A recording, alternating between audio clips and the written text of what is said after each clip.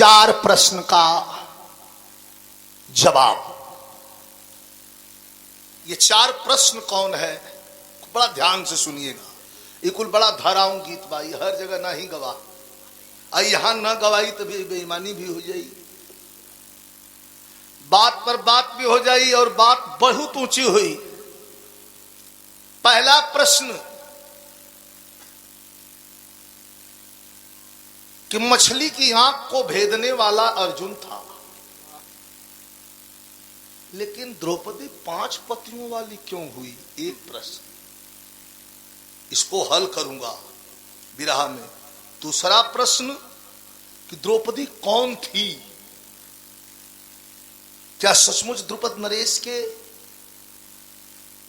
Blood से उसकी पैदाइश, खून से उसकी पैदाइश थी?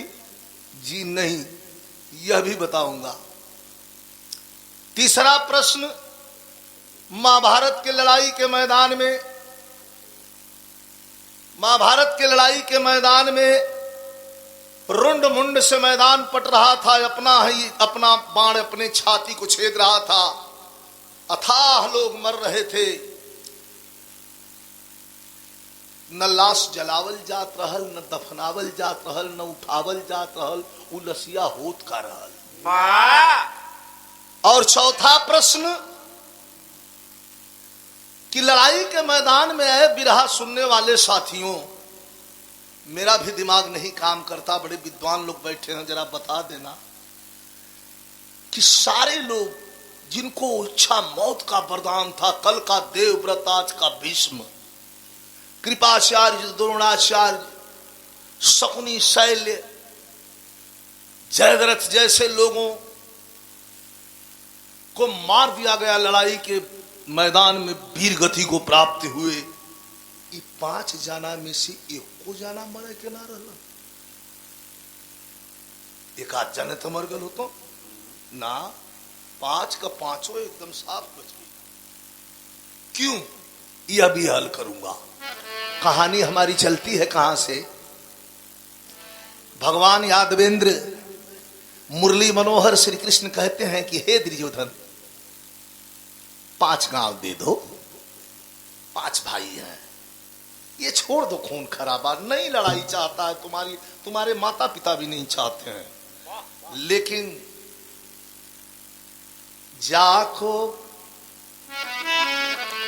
जाको प्रभु दारुण दुख दीना, ताकि मति पहले हरलीना। भगवान जिसको दुख देते हैं उसकी मति का हरण पहले कर लेते हैं। दुर्योधन को कुछ समझ में नहीं आ रहा है, कह रहा है कि हे केशव, सुई के नोक के बराबर जमीन नहीं दूंगा। इतना ही भाषा तो नेहरू जी ने भी कहा था, याद आ गया। जिन्ना अड़ा हुआ था कि प्रधानमंत्री मैं बनूंगा, गांधी जी ने कह दिया कि ठीक है, इसी को प्रधानमंत्री बना देते हैं, देश टूटने से बच जाएगा। पंडित जवाहरलाल नेहरू ने क्या कहा था? त्रिभुवन पढ़े होंगे, नहीं पढ़े होंगे तो पढ़ लीजिएगा। क्या कहा था पंडित जवाहरलाल नेहरू ने कि अपने कैबिनेट का एक सदस्य भी नहीं मैं इसको स्वीकार कर सकता, प्रधानमंत्री की बात करते हैं, देश टूटता है, टूट जाने दो। जातिगत आधार पर देश को बांट दिया गया। जो खून आज बह रहा है, ये खून हमारे पूर्वजों की देन है। जंगे आजादी की लड़ाई में लड़ करके जवानों ने अपने प्राणों की आहुति दे करके देश को आजाद करवा दिया, लेकिन आजादी के बाद फिर देश के टुकड़े करके, और एक हिस्सा ऐसा है जो खूनों से हमेशा तरवरित रहता है। हमारा बेटा है, आपका बेटा है, आपका भाई, आपका भतीजा सरहद पर पहुंचता है तो कहीं उनका गर्दन काट करके लेके चल जाते हैं, कहीं खड़े खड़े उनके सीने में गोलियां उतार देते हैं। ये हिस्सा क्या है? हमारे आपके छोटे से लिए हुए फैसले का हिस्सा है ये।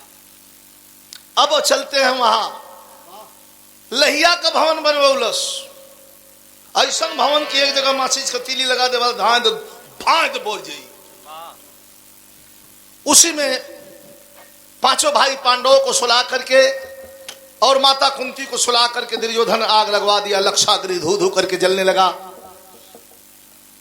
भैया बैठ जाए, और जलने लगा जब लक्षागृह तो पांचों भाई पांडव नकुल जी के और सहदेव जी के विद्वता से सुरंग द्वारा निकल के पांचों भाई अज्ञात की जिंदगी बिताने लगे माता कुंती के साथ। भैया धीरे हो,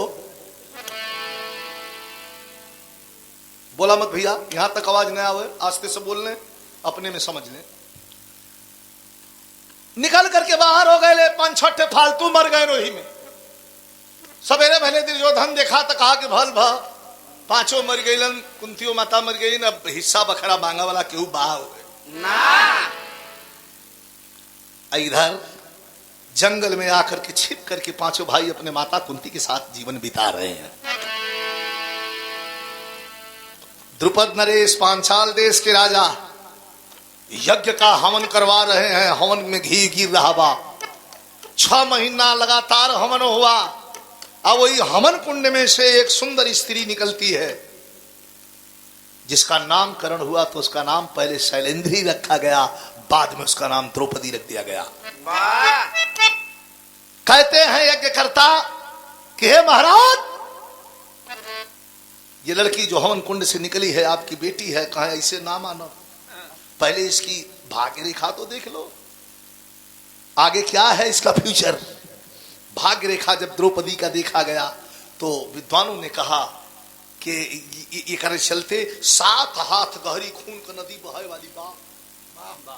राजा द्रुपद नरेश कहना कि तो भक्खर में पड़ा है, हम का करे अपन बेटी मानी, कहा बेटी तो तुहा मानना पड़ी।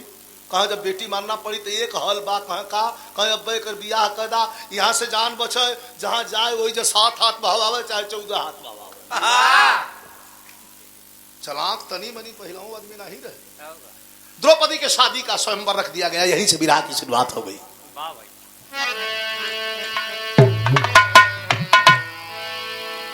हो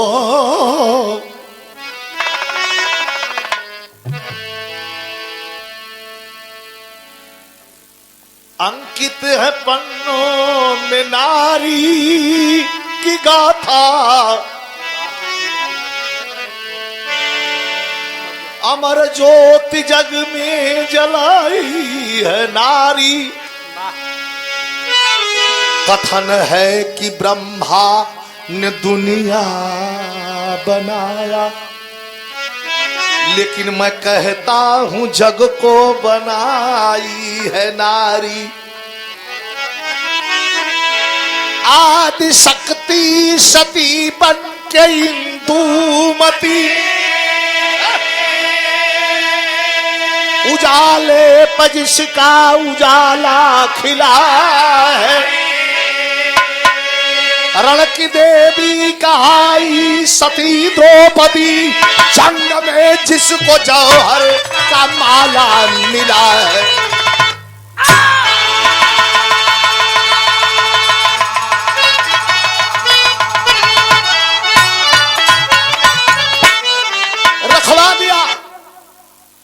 रखवा दिया स्वयंवर का दिन। तो कवि लिखते हैं, गीत का बोल भोजपुरी के बा कि जनी मारा हो, अरे जनी मारा नजरिया का बान सवरिया, लगी जाई चोट कर जवानी।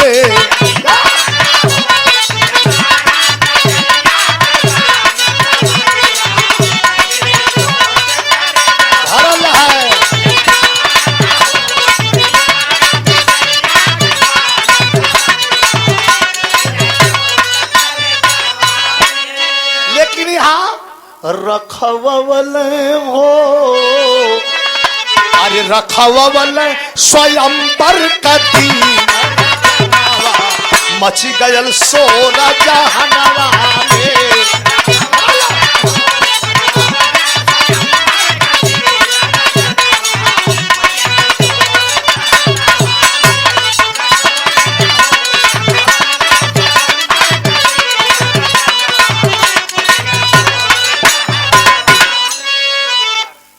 राम निधि यादव ठेकेदार, आपके द्वारा ये पुरस्कार प्रदान किया गया। शुभ आशीर्वाद, धन्यवाद, दीर्घायु हो। सब भैया के प्रणाम बा। रखवले स्वयंवर कती नर जनवा मची गयल सोर जहनवा में आकार रखवा कि टंगवले हो अरे टंगवले डलरिया में मीना जनवा मची गवा सोर जहनवा में। साफ करा साफ करा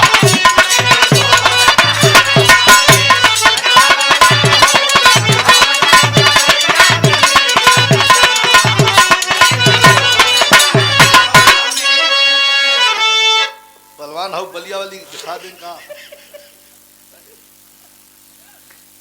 टंगवले डलरिया में मीन रजनवा मच गवा सोर जहनवा में। पत्रिका घूमने लगी। एक पत्रिका चली गई बा कहा हस्तिनापुर में। दुर्योधन बहुत खुश बा क्यों तो पांचों मर गईलन। अब केहू बाय ना हमने चल जाई कर्ण को लेके चलेंगे और दुल्हन जीत के लेके आएंगे। तमाम राजा महाराजा एकत्रित हैं। बारी बारी से सबको बाण चलाने का मौका मिल रहा है। दुर्योधन जितना लोग जात बा डलरिया का छुआ है मछली का छुआ क्यों को निशान नहीं लगत बा। वही समय कर्ण उठा और बड़े शान से चेहरे की आभा चमक रही है। कर्ण जाकर के जब वही धनुष पर बाण चढ़ा करके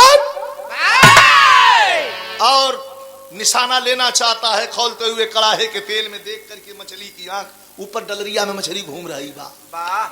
जब वही देख करके निशाना लगाना चाहता है तब तक द्रौपदी हाथ में माला लेकर के खड़ी है और भगवान श्री कृष्ण से पूछती है कि भैया ये कौन है। भगवान के तो तनी सा मौका मिले कि रहा कहा तू खुद ही पूछला के बा। रुको वीर कौन हो परिचय दो। बेचारा थथन गा वीर हूं। कैसा वीर हो कौन वीर हो क्या चंद्रवंशी हो। अरे टोपी वाले बोलो मत यार यहां तक आवाज ना आए। आस्ते आस्ते बोला कौन काम हो तो फरियाला बेड़िए सुरती न होत हुई ठंडा लगत तो यही क्या करो। अब तो उम्र भी कम लगत बिया भल कि ना। तीन थे लड़का दूठे हुआ तो तीसरका की तैयारी करे के राय करत हुआ राय दा दूठे खियावा पढ़ावा ठीक से। हमन गावल जा कि बतावल जा का हाँ कम परिवार सुखी परिवार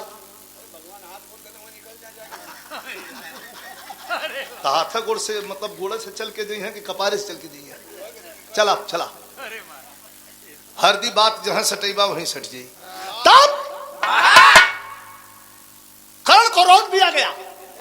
द्रौपदी रोकती है अरे वीर कौन हो अपना परिचय दो। कहे हम वीर हैं। कौन वीर हुआ। जदुवंशी कहे ना रघुवंशी कहे ना नागवंशी कहे ना बेनवंशी कहे ना चंद्रवंशी कहे ना तो कौन वंशी किस वंश के हो। बेचारा मुंह गिरा दिया कहे सूत पुत्र हूं। कहे भगो यहां से। स्वयंवर होता कि यहाँ नौटंकी रामलीला होता। जब जय का मन करते ही आवे के अपन हाँ बाण चला के सुंदर मेहरारू लिया लेके चल जा।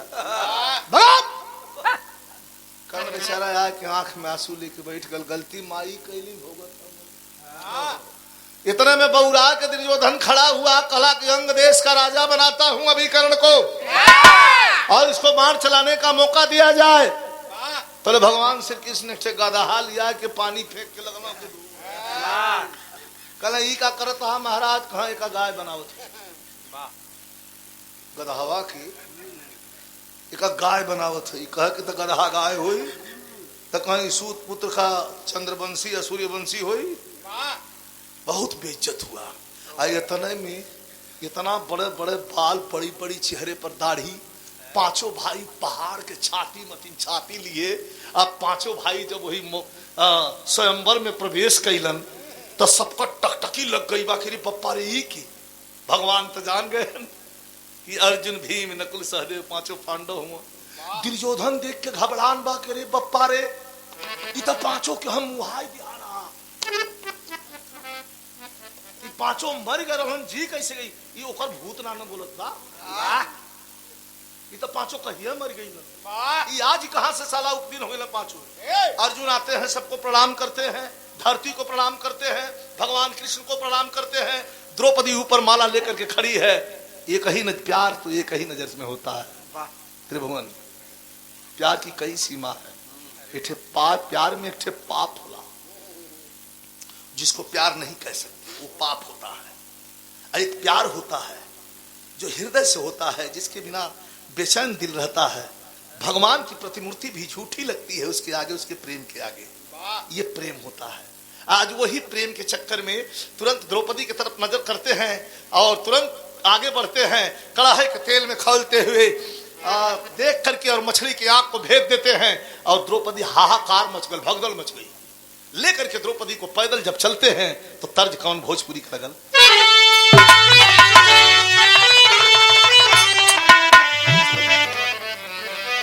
वह तर्जबा कि अखिया अखिया लड़ल बजब से, अखिया लड़ल बजब से, दिल में करार नहीं थे,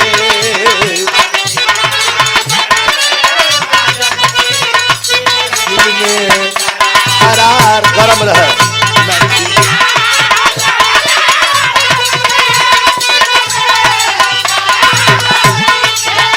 अरे हम कैसे कहीं हमके तोहरा से प्यार नहीं के,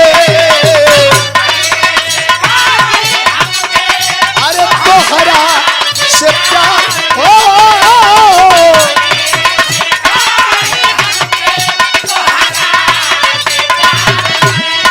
लेकिन हाई लाइन देखा, आगे आगे चार भाई, पीछे बीच में द्रौपदी और सबसे पीछे अर्जुन जी जीत के ले जाते हैं। कवि जी लिखा थुन कि घूंघट बा, अरे घूंघट में जैसे चंदा, अरे घूंघट में जैसे चंदा, शर्मा के कुछ कहत बा।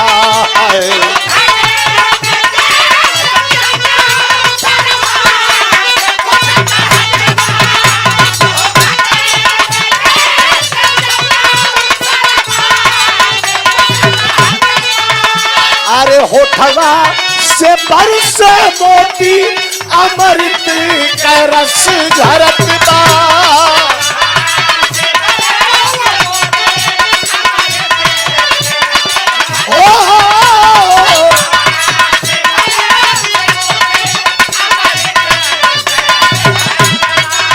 अरे होठवा से बरसे मोती, अमृत का रस झरत बा।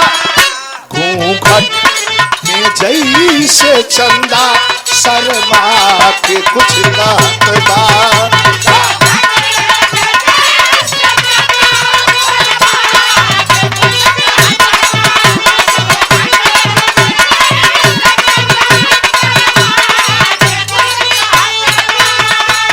बहुत खुश है पांचों भाई, नई नई दुल्हन जितले हुए, पाकर के द्रौपदी को पांडव निहाल थे, पाकर के द्रौपदी को पांडव निहाल थे, पधारे अपने कुटिया पर कुंती के लाल थे। आ गए कुटी पर लेकर नई दुल्हन लेके,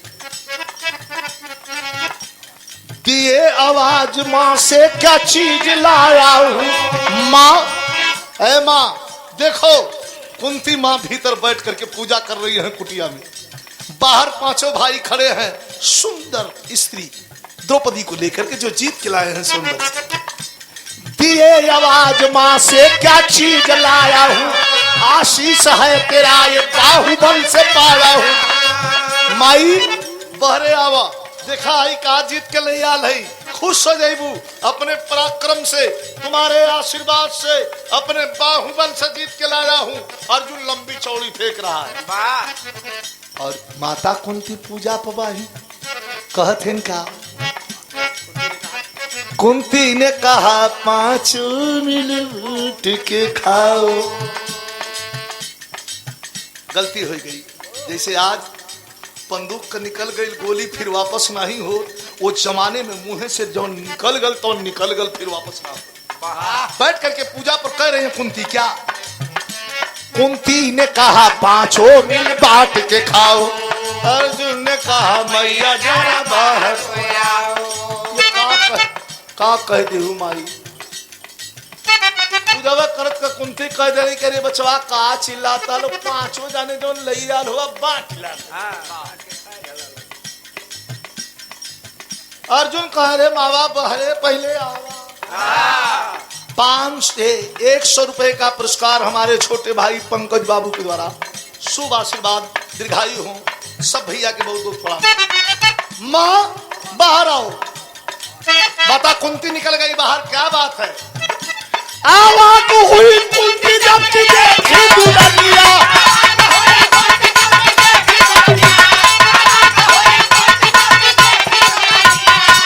अरे आवाज हुई कुंती जब की देखी दुल्हनिया, पर खाली कैसे जाएगी।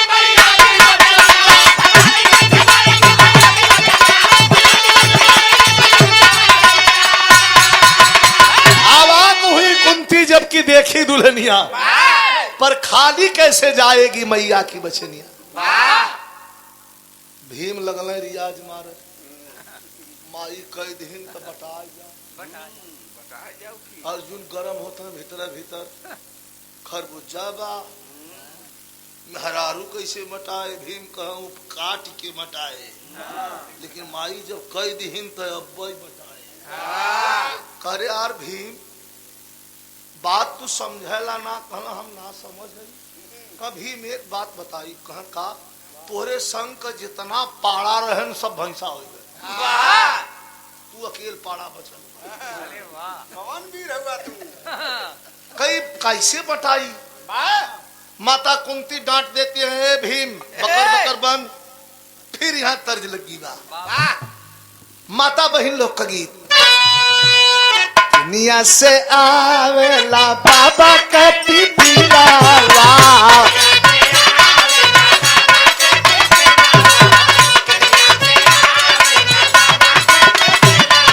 अरे बाबा का पिपिलावा हमारे राजा का पिपिलावा।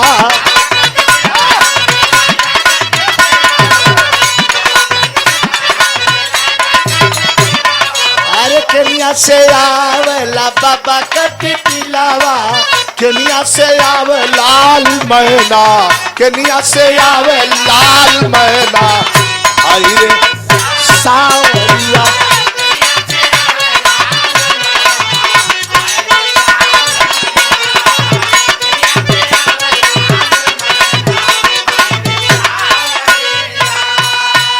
लेकिन कुंती लिया के चलली,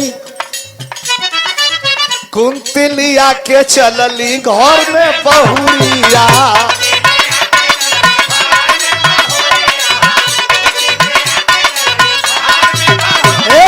आ घर में बहुरिया अपने बखरी में बहुरिया।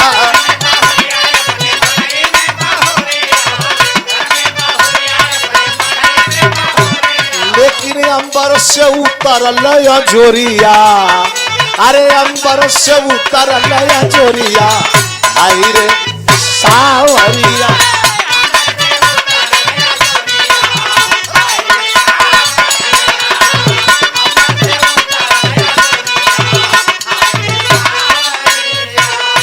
ए बहू इजाजत भीमवा कही है आदत बकर बकर करके आवा चला चला। तो ले हाथ जोड़ा बोलल तहिया द्रौपदी गुजरिया। ना हम न जाई कह काहे न जाई। कहे कि अब देखा एक सवाल हल हो जाता। हाथ जोड़ा बोलल तहिया द्रौपदी गुजरिया। 5 को माला मंगवाई दा मैरिया।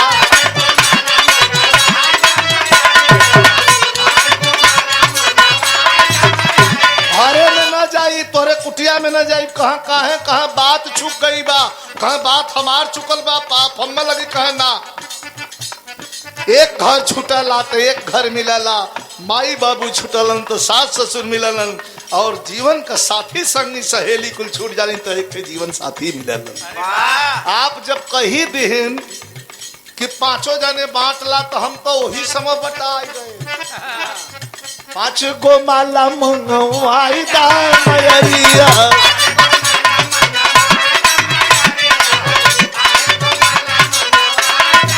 का होई का 5 गो माला करबू तो कहा कि यही पांचों जन संग घूमब भंवरिया, 5 जन संग घूमब भंवरिया, आई रे सावरिया।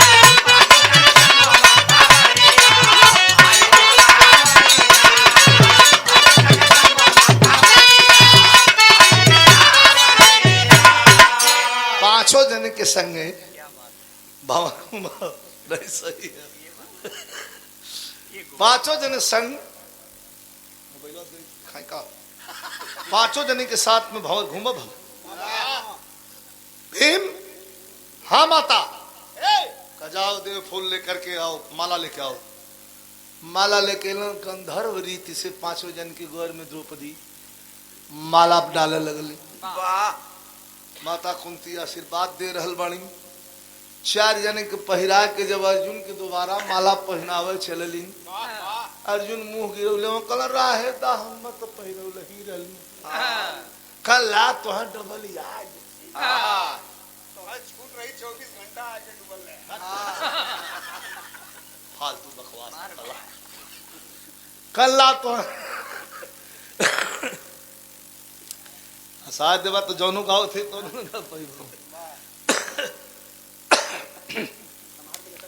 5 जन नहीं झटकाए लग रहत हम घर सब लमोस झटक के ना लोई अटैक भाई डेंगू फेंगू हो ना, कोरोना का छोटा भाई मजाक ना, एक हल्का ना लेवे के हो। अगर केहू के वायरल फीवर पकड़े तुरंत चट से अपने नजदीकी डॉक्टर या अपने क्लिनिक पर जाकर तुरंत सलाह लेवला खा, ये बहुत खतरनाक हो। हमारे पास सब ठीक हो, सब ठीक, डोज ठीक हो, कंप्लीट हो गल, दवाई 4-5 दिन भर्ती रहे सब ठीक बा, लेकिन जो दमकसी है उसको ये खंडित काट दिया है साफ। कौनो वजन काम कर दे, खूब तड़क के कुछ बोल दे, ये भाई कलश की 1 महीना आपको 30 दिन लगेगा। अभी आशीर्वाद आप लोग के बाद, आप लोग बढ़िया से सुनत हो, अच्छा लगत हो, बस इतना बहुत अच्छा। आधा 50% हम गाय दे, अब 50% आप सबके हम अच्छा लग जाये, बस वही में 100% हो जाए। कब 5 जने के साथ गंधर्व रीति से वही कुटिया पर बियाह हो गए। अब मजाक का सिलसिला तो चला। कुटिया में 2 ठे खटिया, बहुत ध्यान दिया त्रिभुवन, तोरे लाख बात है तोरे लाख जो बात है, छोटा भाई हुआ है यार, तोके बताना जरूरी है। हाँ घूम घूम खाली बंबई में लेडीज का रूम देखा,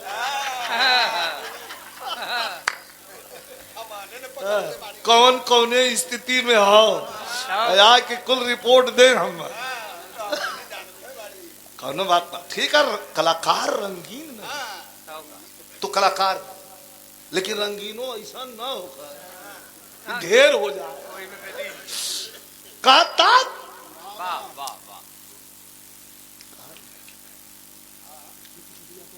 हाँ 2 खटिया पड़ी बा, एक खटिया माता कुंती का, बगल में एक खटिया पड़ गई द्रौपदी का।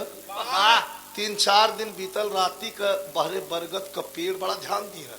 अब बरगद के पेड़ के नीचे 5 भाई हुए शोर पर मूड़ी धाई धाई सुतल। भीम आनंद लेत हुआ, अर्जुन कहा कि सुहाग रात पहले के मनाए। अर्जुन को माथा गरम कहना, भीम बहुत बुरा हो जाई, कहना बहुत बुरा हुई तो आवा बाजला लड़ लेगा, बाण तो हमारे पर चलेगा ना, हम तो भाई है, हम सही पूछत है। देखा मेहनत तो तोहरा ज्यादा। सुहाग रात पहले के मनाई, अर्जुन कहा दांत पीसा, कहा कि घरे में 2 ठे खटिया, कुटिया में 1 ठे पर माई, 1 ठे पर दुल्हन। हमने सोरी पर मुड़ी धैले धैले कान सरवा लाल हो गए बा। तोरे शर्म ना है बा यार, तू कुछ याद काहे के हुए? जब मौका मिली चल जाए दे तही मना लिया, हम लास्टों में मौका मिली तो कौन बात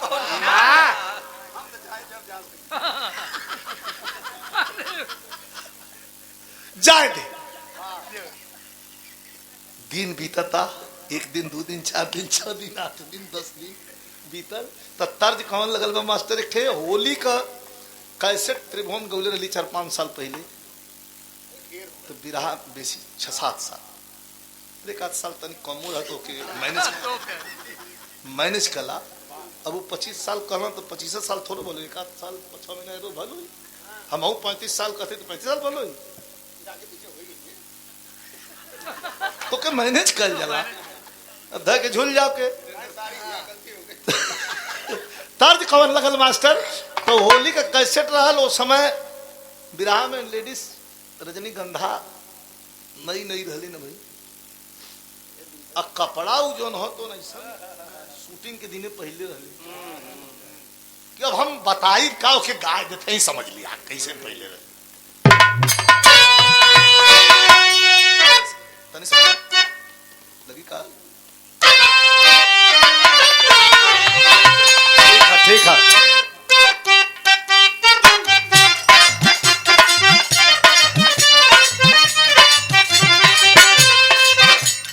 ऐसा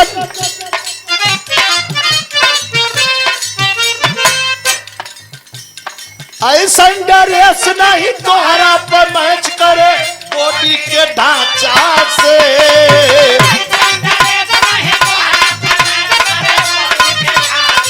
लोड रहा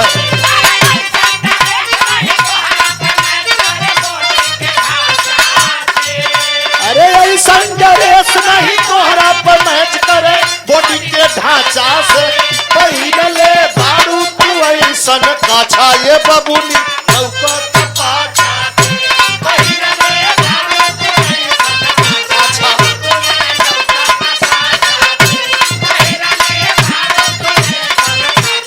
होली का गीत है, का वाला गीत हमेशा हर मौसम में ना सारा रारा होली जब होला तो उस समय गवा जला चल जला, ये समय का लगता। अभी तो 26 दिन बीता बा, तौले तेरा सितार मुनि नारद जी आईला एक दिन धरती आप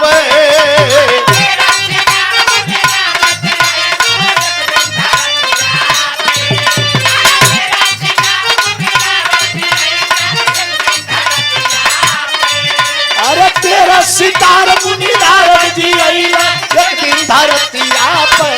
अरे बाबा के खल पतोही आके भजिया माई कुंती के बतिया।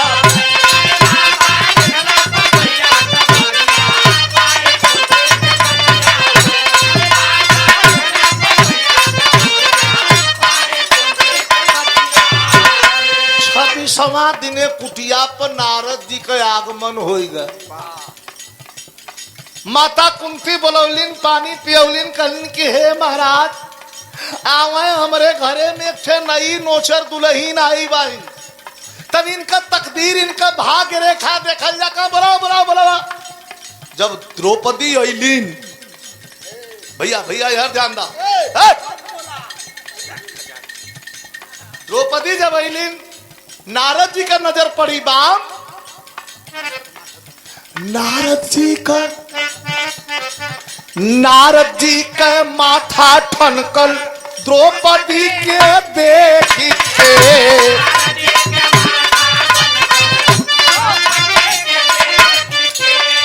द्रौपदी के देखते नारद जी पीछे हट गए।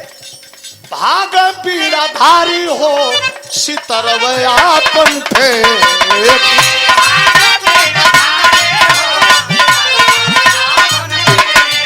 अरे सारी खुशियाली पर पानी फिरल कम छल के सूरतिया पे।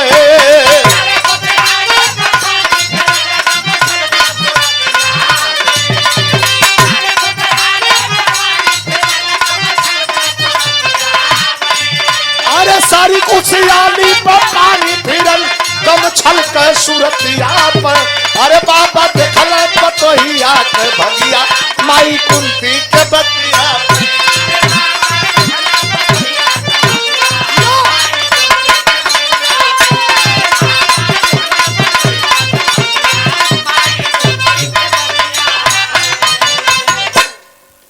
200 रुपए का पुरस्कार कार्यक्रम के आयोजक और हमारे भांजे सूर्यभान यादव जी, शुभ आशीर्वाद भैया के। आदरणीय श्री महेंद्र कुमार केसरी साहब फतुआ की धरती से जायदा वहरों का काम कर लो। तुम सुना कहा नारद जी कहला रे बप्पा रे ये कहां से ले आई है उठा के? कुंती कहा ये हमार बहू है। कहा का है? कहा बहू बहू। कहना बहू तुहार है तो एक ठे बात याद रखा, तर्ज बड़ी बेजोड़ लगल। उस्ताद लोग के जमाने का तर्ज हो, लेकिन कर लहर आज भी हो। वाह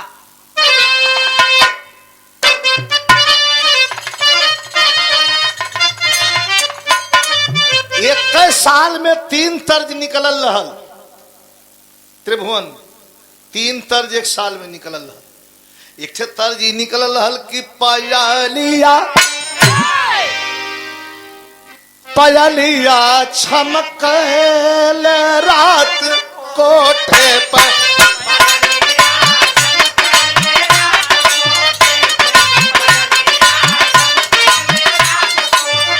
अरे पयलिया छमकल रात कोठे पर बिजुरिया बिजुरिया चमकल रात कोठे पर कमरिया।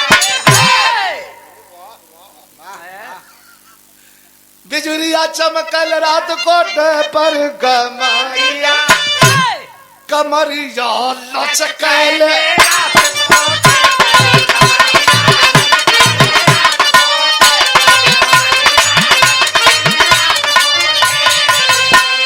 नारद जी कहे रे मोरी माई हाई पतोहिया पतोह कहा कि पतोहिया बन जाई काल पियवन के।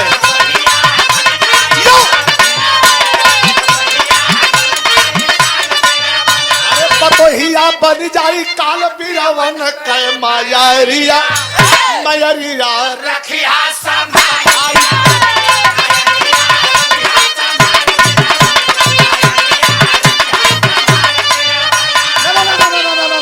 ना पतो ना बा कहा का बा कही तोरे पूरे खानदान के खाए आई लियो।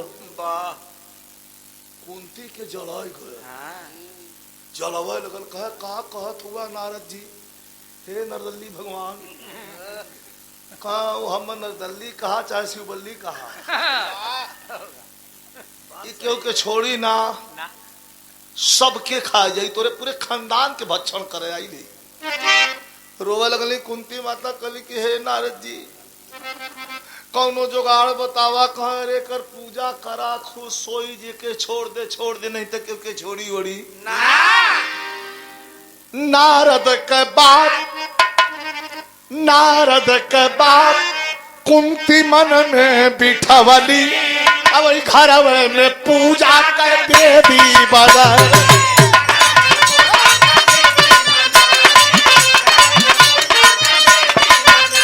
सजाए चली फूलवन का खाल पीरावन का पतोहिया।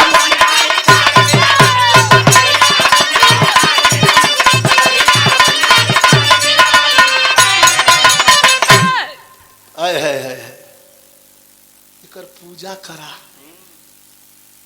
आदि शक्ति का अंश क्योंकि छोड़ी न। कुंती माता रोवे लगली कि ए बाबा कहा बाबा माई छोड़ा हम पहले छोड़ा। हमार जी बड़ा डेरात बा के देख के। भीम तो ले आ गई ना। कहा का हो नारद जी का हाल है? कहा एकदम सही है भैया, बहुत अच्छा जगह पकड़ा हुआ लोग। नारद जी कहा हमारे मन का मेहरारू देख के तुहां टीस ना होता। कहा हमारे कौन टीस हुई? हम जात है इनसे बता दिले ही। अच्छा, बार बिरहा स्वर्गीय दादा जिंदा रहलन, राम कैलाश दादा। ए भदोही में हमार बिरहा रहल दादा से।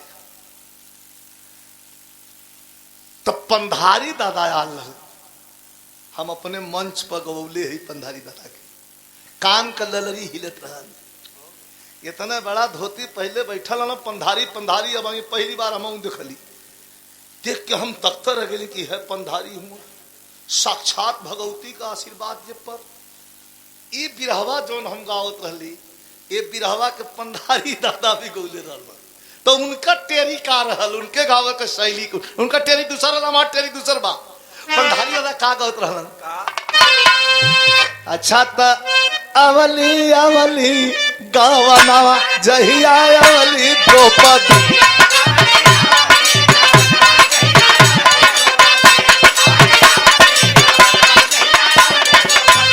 कुंता हो सवेरे, हाँ कुंती हो सवेरे, नारे कुंती तो कुंती हो सवेरे, पोता घर या नावा गावा नावा जहिया जही।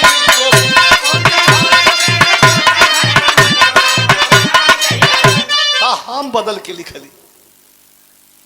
रोज रोज जौन बात तुम पूजा कर लगली कुंती माता, सुतले में अगरबत्ती उत्ती आरती उरती दिखा दे। एक दिन करवट बदले में द्रौपदी का नींद टूट गई। देखलिन कि माता कुंती हमर पैर के आरती उतारत रही। बैठ गई द्रौपदी, कहाँ रे अम्मा ये का? फेंक देलिन थरिया, रोए लगलिन। कहीं बहू हम नारद जी सब बता दिए बहन, हमें पता बा कि तू हमार बहू नहीं हो, हमारे पूरे खानदान के खाए आई ले बिटिया। द्रौपदी भूलो आवे को कोशिश करती। ए अम्मा ये सब का बतियावत हो? कहा नहीं बिटिया, अपने राव में आती है, अपने रूप है। उठाओ इनके, सुलेमान हटाओ के, हटाओ सारे, हटाओ वहां से, उठाइए वहां से, बेमुरवत हटाइए तीनों के, हटाओ।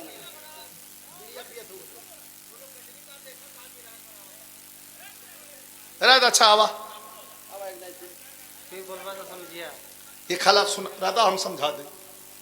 या पैसा खर्चा लोग कैले हो, अपने यहाँ बुला के मुर्गी से खर्चा करके बैठ के कुर्सी पर तो बोला। दूसरे के द्वारे चुतरे पर जितना बढ़िया ताल लगेला, ढोलक थमा जाए फाट के हाथ। चुपचाप सुना, न निकलेगा तो हर चल जा।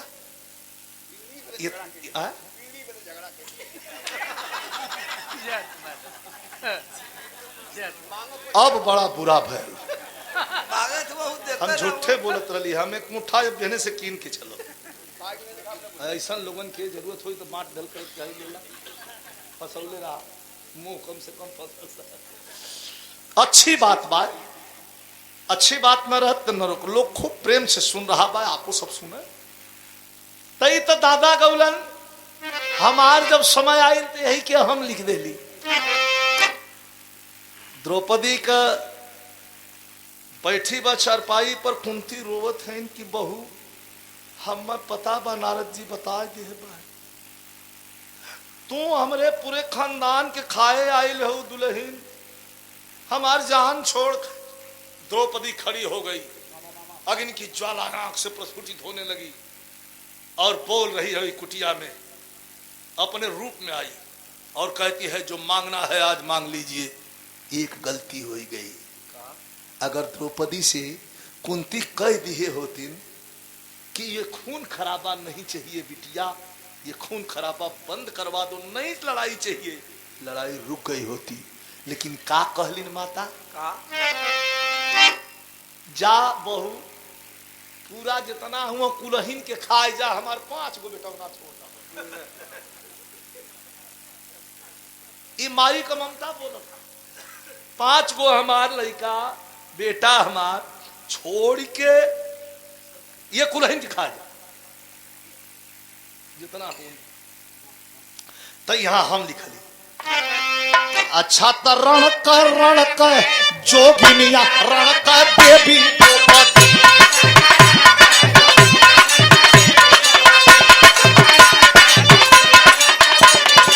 हाँ दहली सासू माँ के, हाँ दहली कुंती माँ के नारे दहली। अरे तो दहली सासू माँ के भोरवई में भजनिया जोगिनिया रण कर देवी।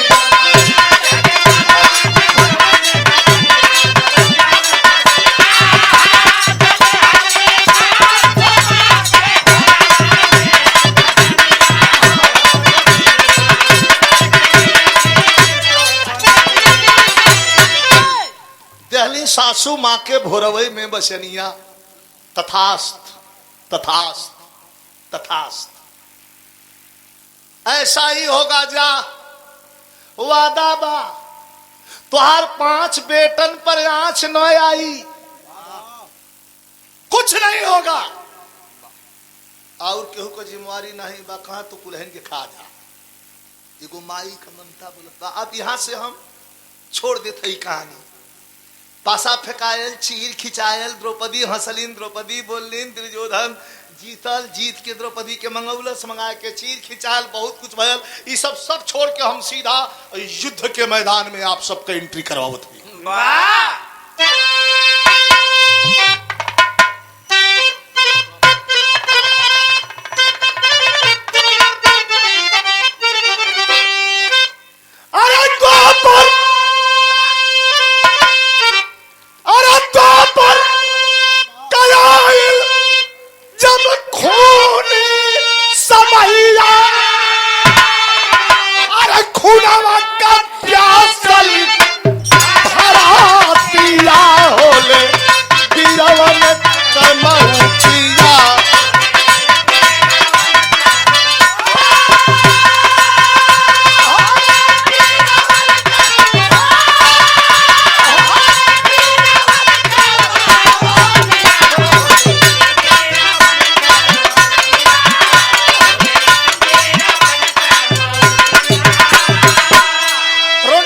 मैदान पटने लगा।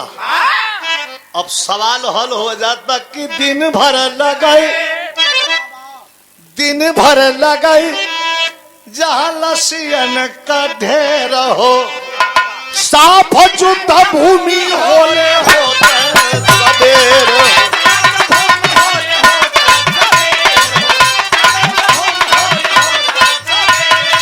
अरे कैसा समर भूम खाली हो जाला, जरा नहीं कहूँ लासिया होले बीरवन कनौतिया।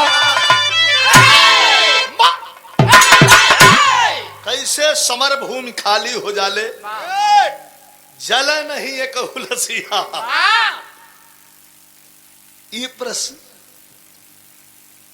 रोज लाश मैदान में पटाई जाए, सवेरे लड़वैया जब लड़ई जाए तो युद्ध भूमि बिल्कुल फ्रेश साफ, एक कौला से को मुड़ी को घायल ना। कौरव दल वाले सोचा कि पांडव उठा के फेंकले हुई, अब पांडव दल वाले सोचा कि कौरव फेंकले हुई हैं। यही वहां पोह के स्थिति में गाड़ी चलती। एक दिन रात का कुछ आदमी खुचुरा टाइप का होता। एक दिन रात का द्रौपदी के शयन कक्ष में 5 जना रहलन, तो जे जाए वो अपन खड़ाऊ बहरे निकाल दे, वही से चिन्हा दिया फलाना गया। वो दिन रात में के गा रहा के धर्मराज। संजोग से सरवा एक थे पिलई खड़ुआ ले जाए कि कोरा में चुरा दिया। अरे वाह। भीम उठन तानन तोरन तो भोरहरी में तनी देह कुछ अटपटान हो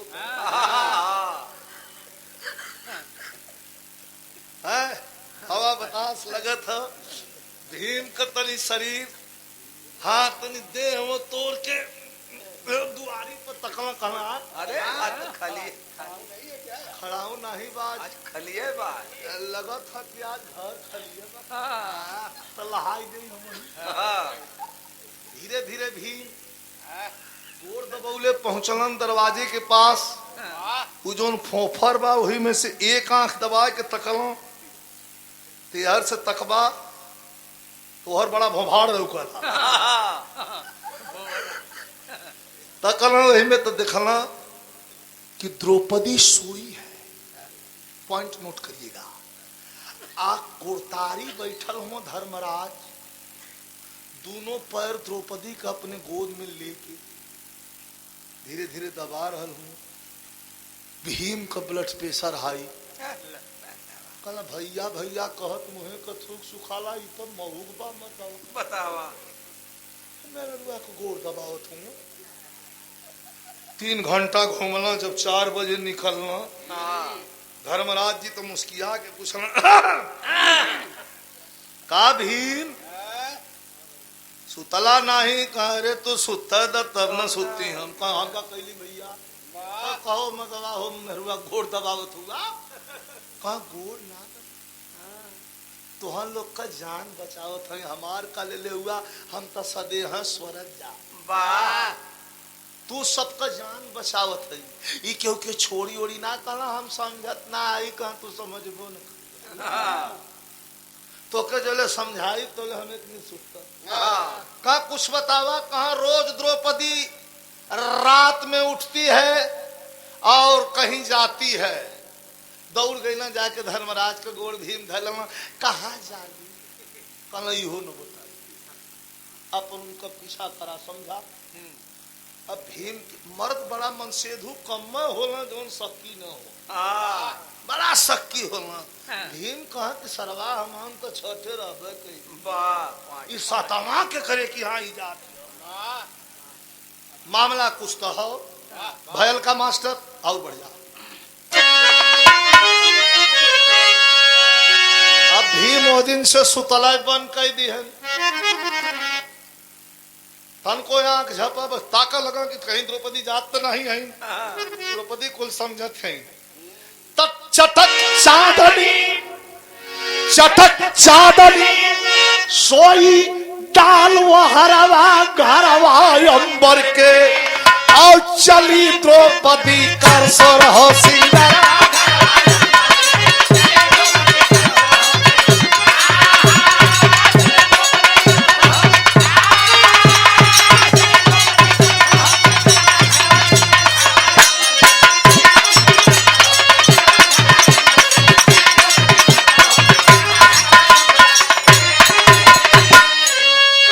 चादनी सोई डाल वो हरवा घरवा अंबर के मतलब मध्य निशा अर्धरात्रि चली द्रौपदी कर सुर हो श्रृंगरवा घरवा अंबर चदरा में से भीम जगला हुआ कहा चला चला धीरे धीरे गदा लेके गोड़ दबौले एकदम बकुला नियर गोड़ रखा भीम के पीछे द्रौपदी के पीछे हो चले चलते चलते कहां पहुंचलो पड़ी नजर जब भीम से लड़ाई के मैदान में जहां लाश पर लाश गिरी हुई थी वहीं आकर के द्रौपदी खड़ी हुई विशाल कुलघारी का रूप पहाड़ मती द्रौपदी का रूप विशाल पड़ी नजर जब भीम से देखा रूप बिखराना हो आंख खुली की खुली रह गई पड़ल नहीं संताला हो अरे रणचंडी लसियन का करे हरवा घरवा अंबर के भीम से कुल देखला ना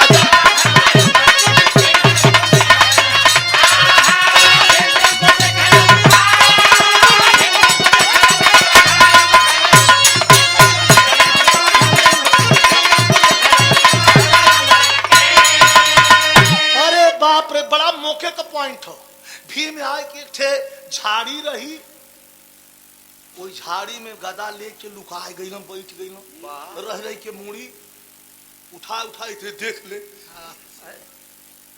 द्रौपदी बढ़िया रूप बना के मुंह खोलले बा हर हर हर हर जितनी लाश लड़ाई के मैदान में गिरी बा सब द्रौपदी के मुंह में हर हर हर हर जा रहल बा।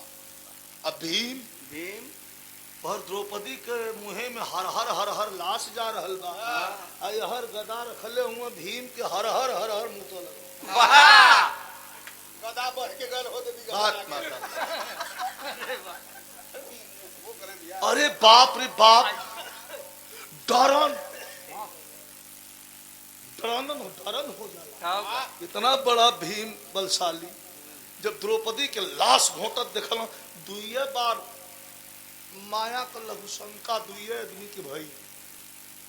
एक बेर रावण जब लेके चलल रहना शिव भगवान के शिवलिंग, बैजू नाम का अहिर गाय चरावत रहा, माया का पिसाब लग गई, महादेव का कृपा बुला के अहिरा से कहना कि बचवा यहाँ आओ, तो का नाम है? कहे हमार नाम तो बैजू है, बैजनाथो लोग कहलन तो से मतलब कह या पिंडिया धर लेते कि धरबे भैया तन न उठी तनी हम पिसाब कही।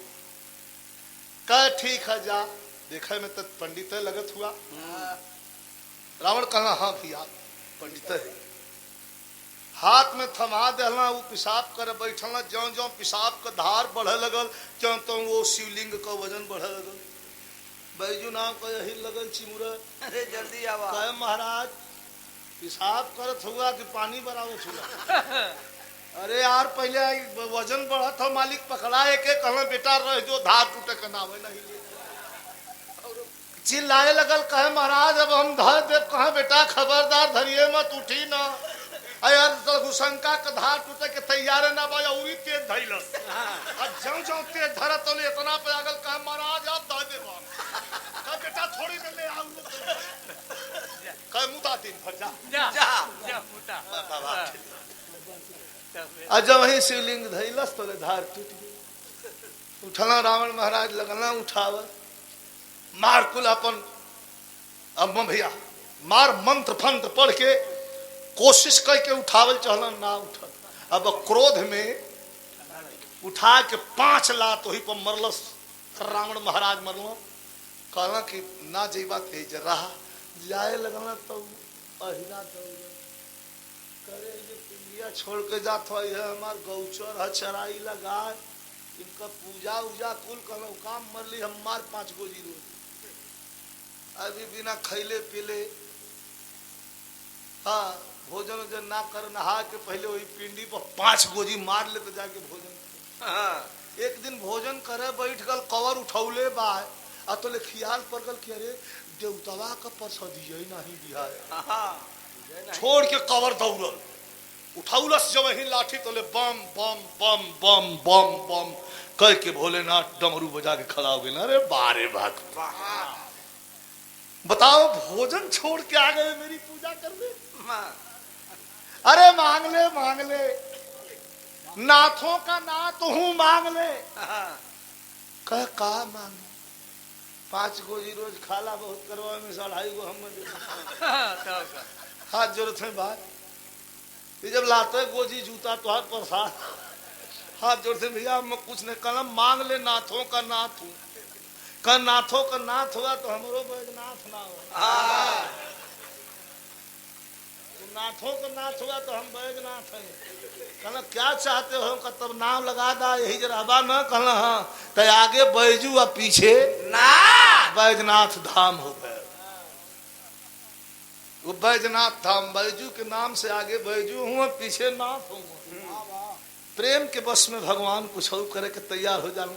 यही तरह भीम ई जबले द्रौपदी लाश घोटली तौले इनका लघु शंका टूटती न। आज जब लाश उस घोट के अपने रूप में अलिन लस्त पस्त हो के उठल गदा जौन कान को ऐसे लेके चला एकदम तीर मतीन तवन गदा का गोलकुंडा नीचे हो और मुठिया ढके वैसे चला। आज कोई द्रौपदी के आगे खड़ा भइल हाथ जोड़ के द्रौपदी कहाँ काश कहीं हर रतिया में कहा घूमत हुआ का कहला मास्टर? की धन धन देवी धन अरे तोहरी करोनिया बात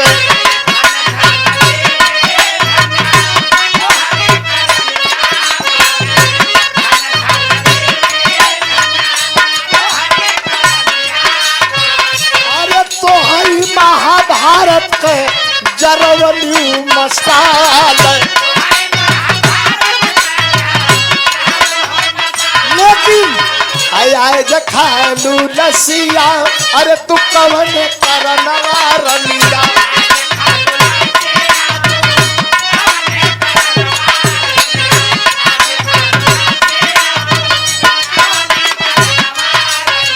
अरे द्रौपदी के अखिया भाई लाल लाल।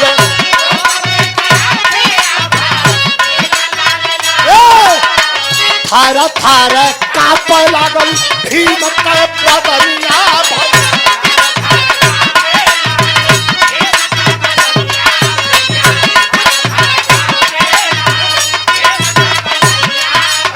अरे रही गयल मुहावा मुहावे में सवाल।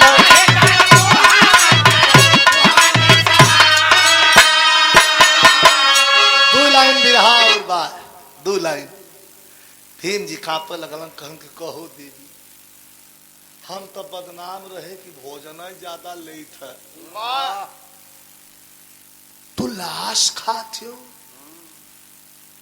हमार मूड अब खराब बा। कहा कैसन खराब बा? कल अरे देवी हम का कही, 5 भाई हम तो से बियाह कैले रहली, एगो के आज से मुअल जाना।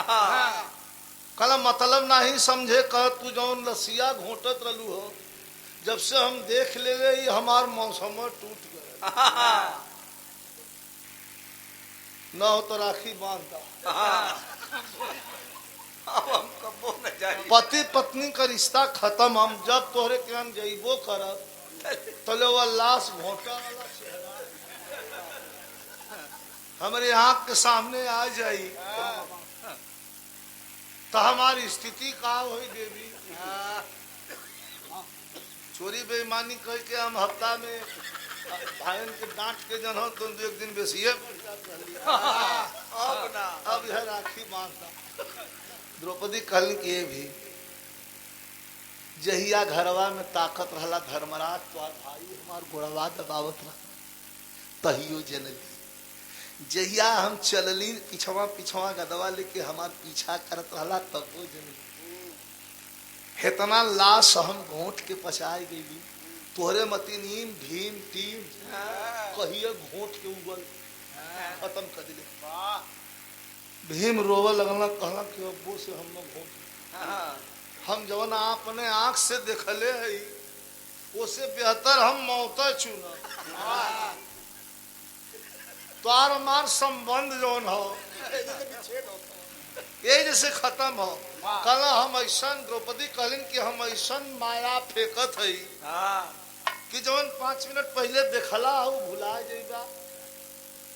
तब कल अब तनी कुल कर धरे वाली तू ही हो, हमारे 5 भाई है, यहू में से काठे मुँह कहना तुहार मन का है। कहना हम जो देखले है हम तो सोचत है हम ही के ले तू छुट्टी हो। कहना नहीं ऐसा नहीं वादा हो, अपने सास जी से वादा कैले है। कैसे?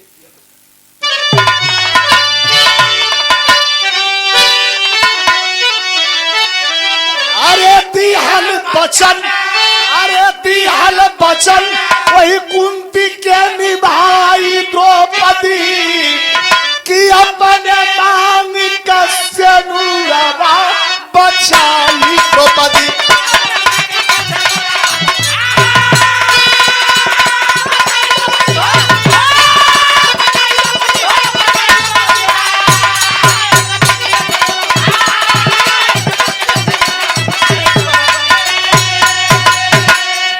वचन कुंती के निभाई द्रौपदी, अपने मांगी का सेनुरवा बचाई द्रौपदी। भीम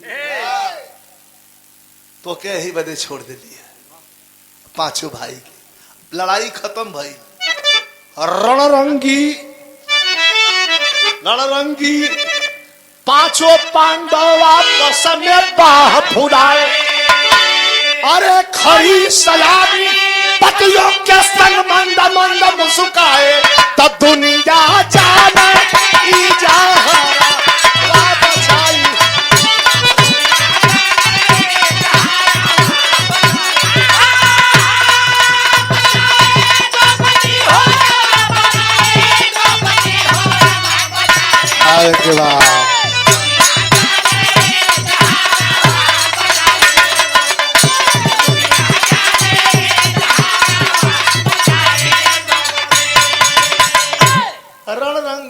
पांचों पांडव आपस में बाह फुलाए।